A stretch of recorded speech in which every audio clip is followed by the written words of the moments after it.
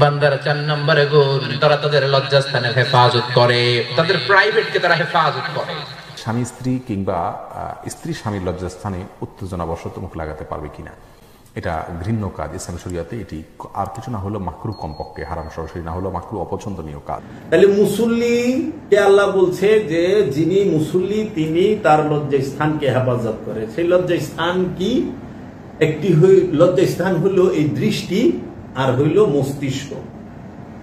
এই মস্তিষ্কের মধ্যে মানুষ সমস্ত স্মৃতি জমা করে রাখে, সমস্ত খায়েশ যা আছে জমা করে রাখে। এই স্মৃতি বন্ধন বিস্মৃতি মুক্তি, স্মৃতি বন্ধন বিস্মৃতি মুক্তি। ইসলামের যে সৌন্দর্যের বিষয় সেটি নিয়ে কথা বলেন না, বরঞ্চ তাদেরকে তুচ্ছতাচ্ছিল্য করে অনেক সময় কথা বলা হয়। কুরআনুল কারীমে সূরা বাকারার প্রথম আয়াতটি হচ্ছে আলিফ লাম মিম যালিকাল কিতাব লা রাইবা ফি হুদাল লিল মুত্তাকিন।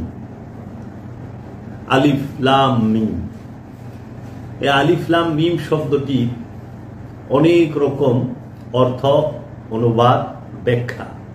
পৃথিবীর বুকে অনেক বড় বড় উলামায়ে কেরাম এবং অনেক আল্লাহর ওলিগণও করেছেন। তাই আমার মুর্শিদ কালান্দার বাবা জাহাঙ্গীর বা ইমান আল সুরেশ্বরী ফিয়া নূর লিখিত যে কোরআনের অনুবাদ কুরআনুল মাজিদ, ডক্টর বাবা জাহাঙ্গীর, এবং কোরআনে নামাজের কথা 82 বার, এই যে বইটি, কিতাবটি, সেই কিতাবের মধ্যে লিখেছেন মিনিমাম 10 থেকে 11 জন বড় বড় মুহাদ্দিস, মুফাসসিরায়ে কেরামদের যে অর্থ এবং ব্যাখ্যা তিনি তুলে ধরেছেন, তিনিও করেছেন। আলিফ শব্দের অর্থটা করা হয়েছে, আলিফ মানে হচ্ছে পুরুষ শক্তি, লাম মানে হচ্ছে মিলন শক্তি, এবং মিম মানে হচ্ছে নারী শক্তি। এই পৃথিবী বুকে আল্লাহর এই সৃষ্টি জগতের মধ্যে এই 3টি শক্তি চলমান এবং বহমান, পুরুষ শক্তি এবং নারী শক্তি, এবং এই পুরুষ এবং নারী শক্তির মিলনেই এই সৃষ্টি জগৎ চলমান, বহমান। এমনকি বস্তু জগতেও যদি আপনি দেখেন নেগেটিভ আর পজিটিভ, প্লাস মাইনাস, এই সম্পর্কে খুব সুন্দর ব্যাখ্যা আছে। এখন কথা হইল যে আমাদের সমাজে নারী পুরুষ নিয়ে কিছু ভুল ধারণা মানুষের আছে, আমাদের মধ্যেও অনেকের আছে। কুরআনুল মাজিদে নর এবং নারী উল্লেখ করা হয়েছে। কুরআনুল মাজিদে নরকে এবং নারীকে উল্লেখ করে কুরআনুল মাজিদ আল্লাহ বলেছেন ওয়া যাকারা ওয়া উনসা, এবং নর এবং নারী। নর মানে ছেলে, নারী মানে মেয়ে, মাতৃত্ব শক্তি। তাহলে পুরুষ কি? প্রশ্ন আসে, পুরুষ কাকে বলে? পুরুষকে আরবিতে কি বলা হয়? কোরআনের ভাষায় পুরুষকে কি বলা হয়? কোরআনের ভাষায় পুরুষকে বলা হয় রজুল। যিনি রসুল তিনি পুরুষ, রসুলকে বলা হয় পুরুষ। দুঃখের বিষয়, কুরআনুল মাজিদে যত শব্দ, যত আয়াত আছে সব কিছুর অনুবাদ হয়েছে, কিন্তু নবী শব্দের বাংলা অনুবাদ হয় নাই, করা হয় নাই, এবং রসুল শব্দেরও বাংলা অনুবাদটা আমরা ওইভাবে পাই না। নবী শব্দের অর্থ হচ্ছে গায়েবের খবর দেনেওয়ালা, গায়েবের খবর জাননেওয়ালা, যার হিডেন নলেজ আছে, হিডেন নলেজ, অদৃশ্যের জ্ঞান, গায়েবের জ্ঞান যিনি প্রাপ্ত, যার আছে, তিনি নবী। ইয়া আইয়ুহান নবী, এর হুবহু বাংলা অনুবাদটি হচ্ছে হে আমার গায়েব জাননেওয়ালা। আর রসুল শব্দের অর্থ হইল পুরুষ, রেজ্জা মানে পুরুষ, রেজ্জা থেকেই রসুল। যেরকম আরবিতে যুবককে বলা হয় শাবাব, আর বৃদ্ধকে বলা হয় সেবা, আর জেদ্দা বলা হয় দাদিকে। হ্যাঁ, এই যে পুরুষ, নর, নারী, তাহলে আমরা কি পাইলাম? পুরুষ শব্দের অর্থ হইল, পুরুষের আরবি হইল রসুল, নরের আরবি হইল জাকারা, নারীর আরবি হইল উনসা। কোরআনে অসংখ্যবার জাকারা ওয়া উনসা আমরা কোরআনের মধ্যে পাই। পুরুষ মানে রসুল, জাকারা নর, উনসা নারী, নফস জিসিম। তাহলে পাচ্ছি রসুল, জাকারা, উনসা, নফস, জিসিম। নফস মানে প্রাণ, জিসিম মানে দেহ, বডি, জাকারা মানে নর, উনসা মানে নারী, আর রসুল মানে পুরুষ। কি পুরুষ? সে মুক্ত পুরুষ। এই পুরুষ কি কোনো লিঙ্গের মধ্যে সীমাবদ্ধ না, এটি অর্জন, পুরুষত্ব অর্জন করতে হয়। পুরুষত্ব অর্জন সে নরের মধ্যেও হইতে পারে, নারীর মধ্যেও এই অর্জন করতে পারে। নরও এই অর্জন করতে পারে, নারীও এই অর্জন করতে পারে। যেই রকম আপনারা দেখবেন ডাক্তার, এই ডাক্তার কিন্তু নরও হয়, নারীও হয়, ছেলেও হয়, মেয়েও হয়। পুলিশ নরও হয়, নারীও হয়। পুলিশের মধ্যে লেখা না কিন্তু মেয়ে পুলিশ। এই পুলিশ কে হয়? নরও হয়, নারীও হয়, মানুষও হয়, তাই না? তার যোগ্যতা, তার যে পড়াশোনার স্তর, যে যেই রকম ওই স্তরে সে যায়, ট্রেনিং করে। তো পুলিশ, আর্মি, মেয়েও আছে, ছেলেও আছে, কিন্তু মেয়ে আর্মি লেখা থাকে না, পুরুষ আর্মি লেখা থাকে না। পুলিশের মধ্যে পুরুষ পুলিশ, নারী পুলিশ, এগুলো কিন্তু পুলিশ পুলিশই। এটা হলো একটা পদবীর নাম, অর্জনের নাম। যেরকম মাস্টার্স করেন আপনারা, পড়াশোনায় করেন না, মাস্টার্স করেন। তো মাস্টার্স করা, এমএ পাস করছে, তো এই মাস্টার্স কি কোনো লিঙ্গের জন্য না, এটা একটা অর্জন, পদবী, অর্জন। যে এমএ পাস করছে, মাস্টার্স কমপ্লিট, অনার্স কমপ্লিট, এটা একটা পদবী। তাহলে মাস্টার্স, অনার্স, এটা পদবী, এটা অর্জন করতে হয়। এই অর্জনটা আপনাকে করে নিতে হবে।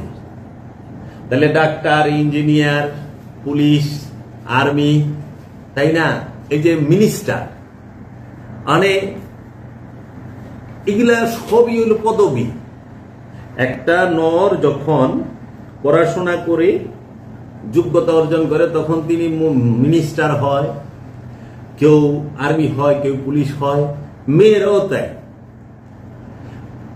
এখন সমাজে প্রচলিত হয়েছে যার পুরুষ লিঙ্গের উপরে, পুরুষ আর নারী, আপনি মেল না ফিমেল, মেল পুরুষ, ফিমেল। এখন এই মেল ফিমেলকে আরবিতে কি বলে? মেল যদি হয় তাকে বলে জাকারা, ফিমেল যদি হয় উনসা। ওই যে আপনারা অনেক জায়গায় দেখেন না যে টয়লেটে গেলে পরে পুরুষ টয়লেট, নারী টয়লেট, মেল ফিমেল, তা আরবিতে যায় দেখবেন যে জাকারা উনসা লেখা। এই যে বিষয়, পুরুষত্ব কি, পুরুষত্ব অর্জনের বিষয়। এখন আমাদের দেশে এক শ্রেণীর ধর্মযাজক আছেন, তাহারা নারীদেরকে বিদ্বেষমূলক কথা বলেন, এটি সম্পূর্ণ ভুল এবং ইসলাম সমর্থন করে না। ওনারা উমাইয়া আব্বাসিয়া আমলের যে পুরুষ শাসিত সমাজ ছিল, সেই সমাজের টুকানো যে হাদিস আছে, সেই হাদিস দ্বারা নারীদেরকে হেয় করবে।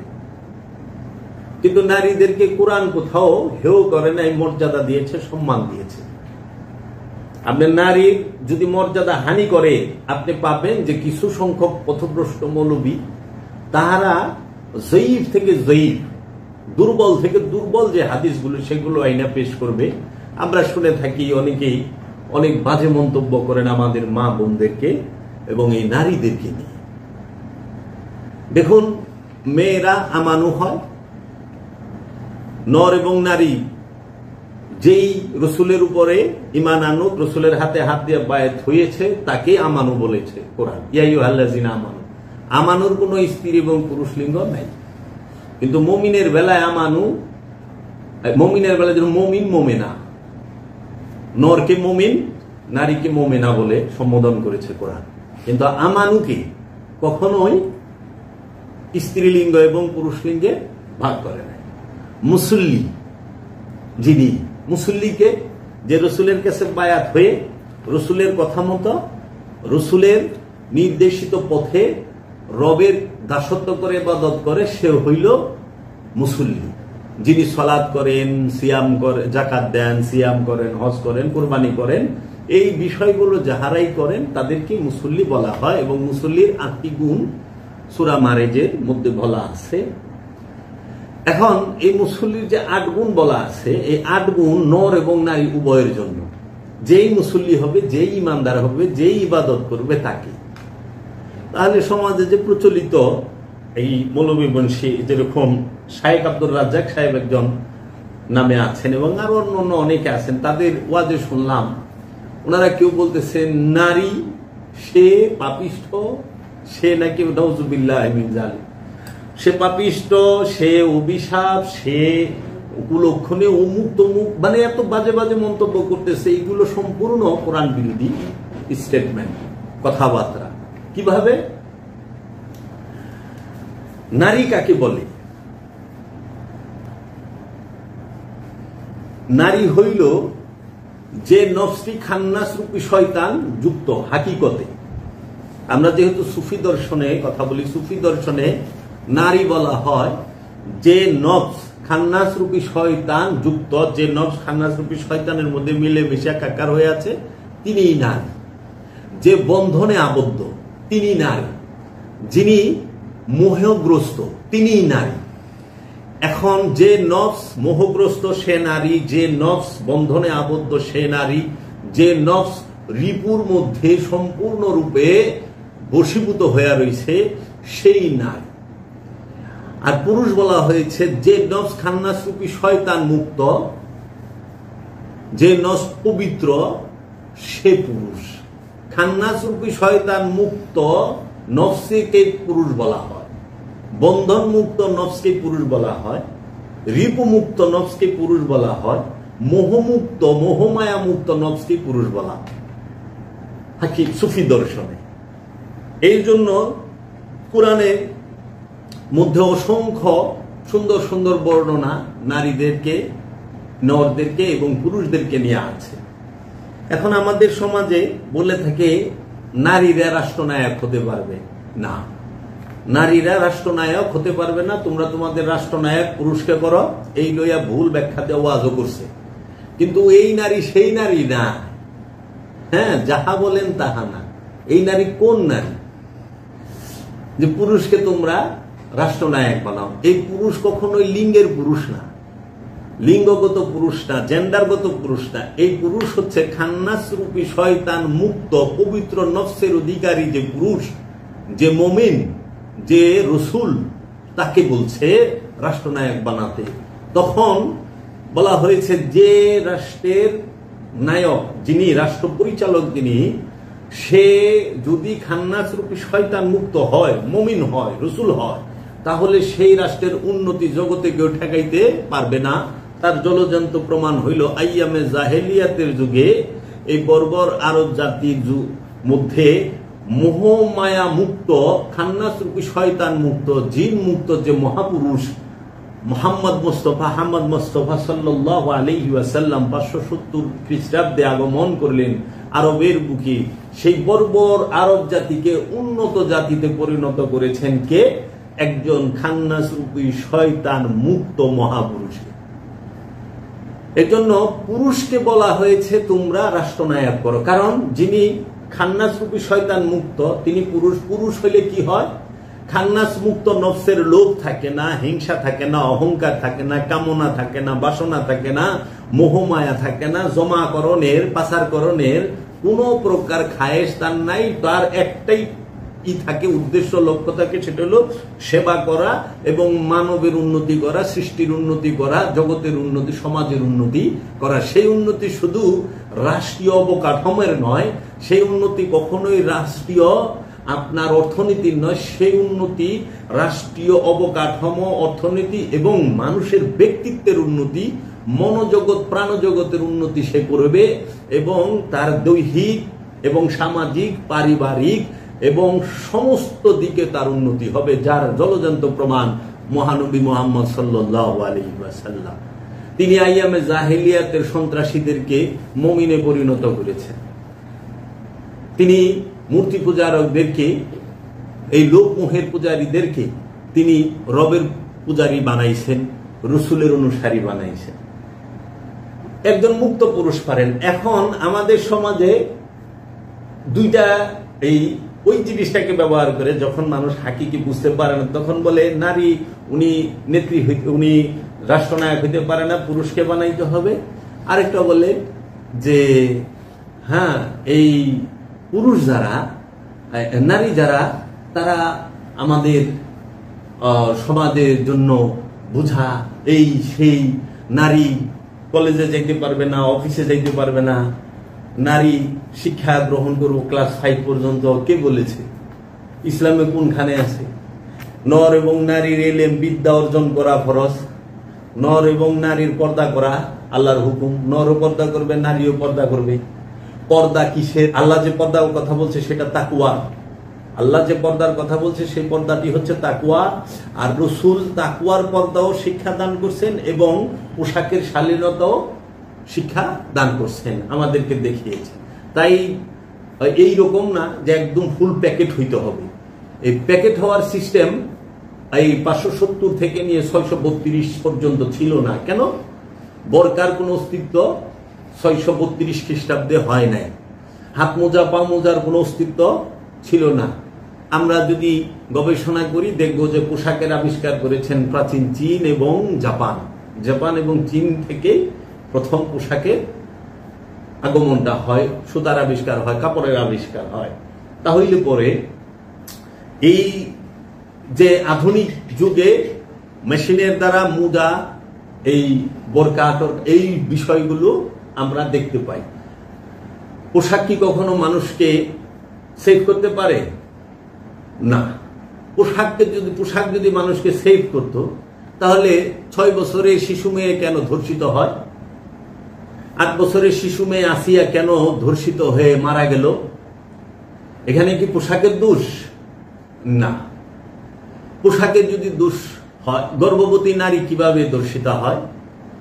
পোশাকের যদি দোষ হয় তাহলে পরে মধ্যবয়সী, বৃদ্ধা, গর্ভবতী, শিশু, এমনকি ছেলে, তাহারাও বলৎকার হচ্ছে।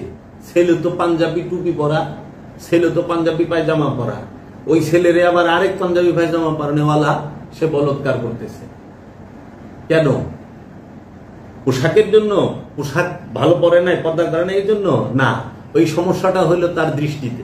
এর জন্য আল্লাহ বলছেন সূরা মারিজের 29 নম্বর আয়াতে যে মুসল্লির 5 নম্বর গুণ হইল যে মুসল্লি সে তার লজ্জা স্থানকে হেফাজত করবে। খেয়াল করেন, মুসল্লি তার লজ্জা স্থানকে হেফাজত করবে। তাহলে মুসল্লি কি শুধু নর, ছেলেরা? নারীও তো মুসল্লি। এখন আমাদের সমাজে নারীর মুসল্লি হইবার দেয় না, এটা তো আল্লাহ করে না, এটা মৌলবী সাহেবরা করছে, এই উদ্দেশ্যমূলক ভাবে করছে। এই পৃথিবীতে অনেক কিছু উদ্দেশ্যমূলক ভাবে স্বার্থের জন্য চালাইছে, আস্তে আস্তে এগুলো উদ্ঘাটন হবে। তাহলে মুসল্লিকে আল্লাহ বলছে যে যিনি মুসল্লি তিনি তার লজ্জা স্থানকে হেফাজত করে। সেই লজ্জা স্থান কি? একটি লজ্জা স্থান হলো এই দৃষ্টি, আর হইল মস্তিষ্ক।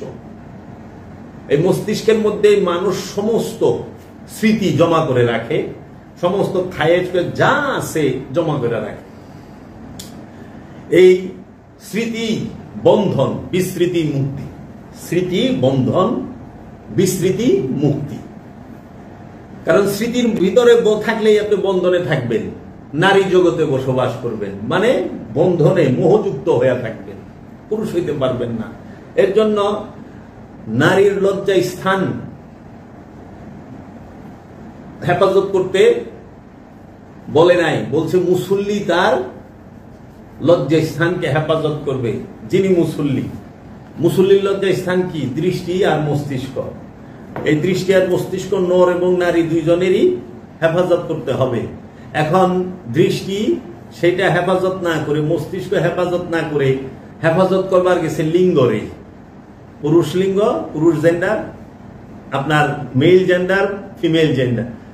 এখন আপনি লজ্জা স্থান যেটাকে আপনার লিঙ্গকে, সেটা আপনার লিঙ্গ হোক যদি আপনি সেটাকে খুব সুন্দর করে কাপড় দিয়ে আবৃত করছেন, ঠিক আছে, কিন্তু নজরকে আপনি আবৃত করতে পারেন নাই। নজরের দৃষ্টির মধ্যে আপনি পর্দা দিতে পারেন নাই। দৃষ্টির মধ্যে পর্দা না দিতে পারার কারণে আপনি দেখবেন এই আসিয়ার মতো 8 বছরের শিশু কন্যা, এই নিষ্পাপ শিশুটা মহাপাপিষ্টের খপ্পরে পড়ে তার এই নিষ্পাপ জীবনটা দেওয়া লাগলো।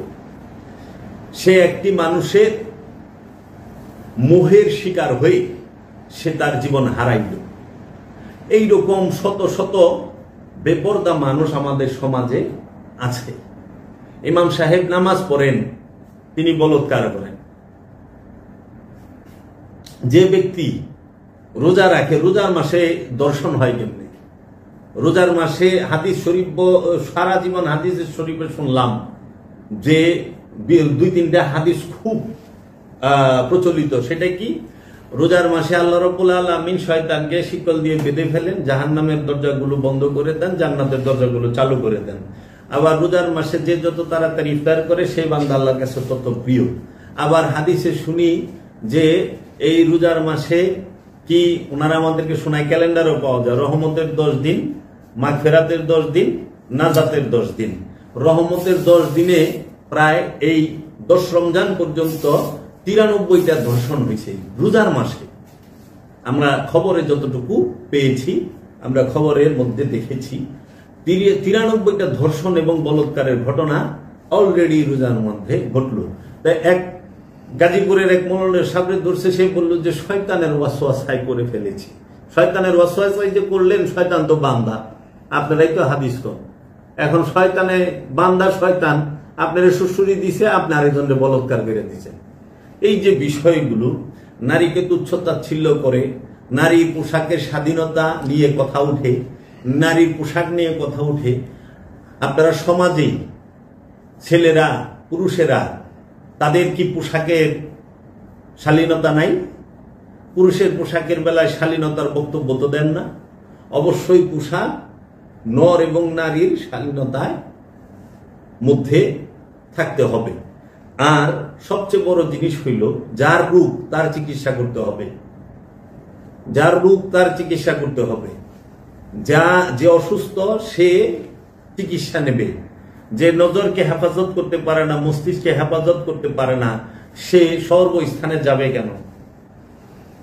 আমাদের দেশে এখন যে পর্দার বিষয়ে অনেক কথা বলা হচ্ছে এবং নারীদেরকে অনেক বিষয়ে তুচ্ছ-তাচ্ছিল্য করা হচ্ছে, সেটা সম্পূর্ণ স্বাধীনতা, মানুষের স্বাধীনতা বিরোধী। আল্লাহ কার উপর জোর জুলুম করে নাই, আল্লাহ জোর জুলুম করার হুকুমও দেন নাই। আল্লাহ বলছে জবরদস্তি করো না। নারী সে মহাশক্তি। কিরকম? এই পৃথিবীতে যাহা আছে কল্যাণকর, অর্ধেক তার গড়িয়াছে নারী, অর্ধেক তার নয়। এই পৃথিবীতে যত কল্যাণময় বিষয় আছে সমস্ত কিছুই নারী মহাশক্তি। সবসময় এই মায়ের জাত, মেয়ের জাত, বোনের জাত, এরা সবাই আমাদেরকে সহযোগিতা করেছেন। ইসলামের মধ্যে সর্বশ্রেষ্ঠ অবদান যদি রসুলের পরে কাহারও থাকে, তিনি কিন্তু নারী। তিনি সৈয়দনা মা খাদিজাতুল কুবরা আলাইহিস সালাতু ওয়াস সালাম, উম্মুল মুমিনিন। মা খাদিজাতুল কুবরা ইসলাম প্রচারের জন্য এই পৃথিবীর বুকে সর্বশ্রেষ্ঠ দান করেছেন। মা খাদিজাতুল কুবরা প্রায় আপনার শত শত উট ছিল, সম্পদ ছিল, সমস্ত কিছু ইসলামের জন্য আল্লাহ রসুলের দান করে দিয়েছেন। ওনার শত শত গোলাম ছিল, আল্লাহ রসুলের জন্য সেগুলোকে মুক্ত করে দিয়েছেন। মা খাদিজাতুল কুবরা ইসলামের জন্য সর্বশ্রেষ্ঠ অবদান রেখেছেন। পৃথিবীর বুকে ইসলামের জন্য মা মরিয়মের অবদান আছে। ইসলামের জন্য পৃথিবীর বুকে সর্বশ্রেষ্ঠ অবদান কার? সাইয়েদানা মা খাদিজা আলাইহিস সালাতু ওয়াস সালামের। মা আমেনার অবদান আছে। ধন্য হব মা আমেনা, ধন্য আপনি চিরদিন, আপনার উসিলায় পাইলাম মা গো রাহমাতাল লিল আলামিন। আমার মা মরিয়ম, তিনার অবদান আছে ইসলামের জন্য। মা মরিয়ম তিনি ইসলামের এই দিনের জন্য সর্বশ্রেষ্ঠ হেফাজত এবং সর্বশ্রেষ্ঠ সেবা করেছেন। মা আসিয়া তিনি ইসলামের মধ্যে অনেক বড় অবদান রেখেছেন। মা হাজেরা তিনি ইসলামের জন্য অবদান রেখেছেন। আবার দয়াল রসুল আকরাম সাল্লাল্লাহু আলাইহি ওয়াসাল্লামের সময়ে মা আয়েশা তিনি অবদান রেখেছেন। সর্বশ্রেষ্ঠ কুরবানি যিনি দিয়েছেন জগতের বুকে ইসলামের জন্য, তিনি হচ্ছেন সাইয়্যিদাতুন নিসা মা ফাতেমাতুজ জাহরা আলাইহিস সালাতু ওয়াস সালাম। তিনি দিনকে বাঁচাবার জন্য তার বংশকে কাটায় দিয়েছেন। আর সেই মহিয়সী নারী যিনি আমার জননী, যিনি আমার বোন, যিনি আমার সহধর্মিনী, যিনি আমার কন্যা, সেই নারী সম্পর্কে, সেই রমণী সম্পর্কে যে বাজে মন্তব্য আমরা শুনি, আমাদের হৃদয়ে রক্তক্ষরণ হয়। কখনোই এটা হতে পারে না যে একজন আলেম কিভাবে বলে একটা মেয়ে ক্লাস 5 পর্যন্ত পড়বে, এর বেশি না। আবার ওই আলেম সাহেব যখন হসপিটালে তার স্ত্রীর নিয়ে যায় ডেলিভারি, তখন নারী ডাক্তার বলে। তো মেয়ে যদি ভার্সিটিতে না পড়ে, মেডিকেলে না পড়ে, ডাক্তার হবে কিভাবে? আপনি মেয়েদেরকে ক্লাস 5 পর্যন্ত পড়তে দিবেন, এর বেশি পড়তে দিবেন না। আবার ডাক্তার দেখাইতে গেলে আপনি নারী ডাক্তার খুঁজেন। এটা কোন ধরনের যুক্তি? আপনারা যে গুমরাহ, এই মৌলবাদী যারা আছে, কট্টর, সবাই না, যারা কট্টর এই ওহাবিজম, এইটার মাথা খারাপ। এই ওহাবিজমের মৌলবীরা তারা নারীকে ক্লাস 5 পর্যন্ত পড়াইবো, আর বিয়ে করার পরে ডেলিভারির লেগে মহিলা ডাক্তার বুঝবো। তো 5 পাস করে ডাক্তার হয় নাকি? স্ত্রীরে দেখাইতে গেলে ডাক্তার খুঁজে। এই মহিলা ডাক্তার কে আছে বলেন? কেন? পুরুষ ডাক্তারে হাত ধরা পারবো না, বুক চেক করা পারবো না, মুখ খইলা জিবলা দেখা পারবো না, আর নারী ডাক্তার খুঁজে। 5 পর্যন্ত পড়লে ডাক্তার হয়? হ্যাঁ, ওনাদের বেলায় হবে, ওনারা তাই করবেন। বিশ্বের সাথে তাল মিলিয়ে আমরা অনেক পিছিয়ে, আমাদের শিক্ষা ব্যবস্থা অনেক দুর্বল। আর এইবার দুর্নীতিতে বাংলাদেশ 13 নম্বর হয়েছে সারা ওয়ার্ল্ডের মধ্যে, 13 নম্বর দুর্নীতিগ্রস্ত দেশ। এই যে বিষয়গুলো আমাদের এইখানে, নারীদেরকে সব জায়গায় বঞ্চিত, অবহেলিত, তাদেরকে তুচ্ছ-তাচ্ছিল্য করে কথা বলে। নারী আশীর্বাদ, নারী অভিশাপ না। মেয়ে আশীর্বাদ, মেয়ে অভিশাপ না। আল্লাহর রাসূল সবচেয়ে বেশি আদর করছেন তার কন্যাকে, যিনি বতুল যাকে বলা হয়, মা ফাতেমা আলাইহিস সালাতু ওয়াস সালাম। তিনি তার যখন 5 বছর বয়স, 5 কি 6 বছর বয়স, আল্লাহর রাসূলের উপরে কাফেরেরা, জালিমেরা কুটের গুবরি ফেলে দিয়েছিল। যখন রাসূল সিজদায়রত অবস্থায় ছিলেন, আল্লাহর রাসূল পিঠে ব্যথা পেয়েছিলেন, তখন কেউ মুখ করে রাসূলের বাড়ির দিকে, ঘরের দিকে চিল্লায়া বলছিল যে আল্লাহর রাসূলের মাথার এবং পিঠের উপরে গুবরি ফেলে দেওয়া হয়েছে। তখন সাইয়েদানা মা ফাতেমাতুজ জাহরা দৌড়ায় আয়েশা এই ছোট ছোট হাত দিয়া বাবার মাথার এবং পিঠের এই ওজন, এই গুবরি এটা সরায় এবং আল্লাহ রসুলের হাত মুবারক দইরা নিয়া জমজম কূপের সামনে আল্লাহ রসুলের চুল মুবারক ধুইয়া পরিষ্কার করে দেয়। আল্লাহ রসুলের লম্বা লম্বা চুল মুবারক ছিলেন। নারী সাইয়েদনা মা খাদিজাতুল কুবরা আল্লাহ রসুলের সাথে যুদ্ধে এই যে যত দিনের দাওয়াতের সময় পাশে দাঁড়ায় থাকতেন। মা ফাতেমা প্রতিটা যুদ্ধে রসুলের সাথে থাকতেন। রসুলের সাথে হজে নারীরা, রসুলের সাথে সলাতে নারীরা, রসুলের সাথে জিহাদে নারীরা, রসুলের সাথে রসুলের উপর ঈমান আনয়নকারী নারীরা। পৃথিবীতে 4 জন নারী শহীদ হয়েছেন, শাহাদাত বরণ করেছেন। সর্বশ্রেষ্ঠ রবের জন্য যিনি শহীদ হন তিনি মা আসিয়া।